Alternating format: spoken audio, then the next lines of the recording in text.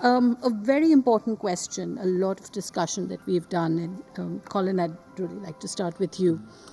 With this discussion that we're having today, not just this panel discussion, but all that's happened in the morning too, what do you see as the next steps? Where do we go from here? There's several. I think it's important that we build secure and resilient data infrastructure, whether it's the servers, public-private sector partnership, ensuring that you have a sovereign cloud with your data, because it's an asset. I'll give you an example. Antigua and Barbuda has just now moved to a paperless immigration system where you don't have to fill a paper now. You with your QR code, your passport, and all that data is captured. One of the things that we insisted on with the developers in that public-private sector partnership was that data is our data, because we can now drill down and see where our visitors are coming from, what are their demographics, where do they live, what are the zip codes, the country codes, and we can market and target effectively because we own that data.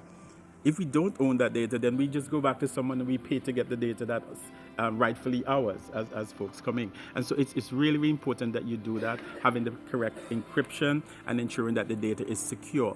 Also, I think promoting AI cooperation on as we're doing at this conference, sharing best practices, seeing what works and how we can learn from each other as a community of nations, strengthening the legal and the ethical framework, and it's empowering your citizens through education and awareness as well as what the data entails, so that they're comfortable knowing that their data is secure, it's not shared and sold to the highest bidder, and launching that public awareness campaign about the privacy of the data and the sovereignty, and really invest in the capacity building as well. I think the talent is important that we have from a legal, regulatory, from the technical people who understand this topic, and they can really, really build capacity, particularly in small states and developing countries. I think that is critical as a next step for us to take things forward. And I just want to say AI works.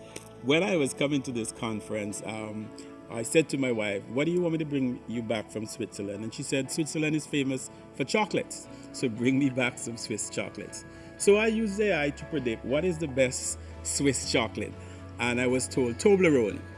And when I checked in at the hotel last evening, the receptionist, the first thing she did, she pulled a drawer and gave me a box full of this little triangular Toblerone chocolate. So AI works. It predicted, and I am just going to follow what the prediction said I should do. Thank you.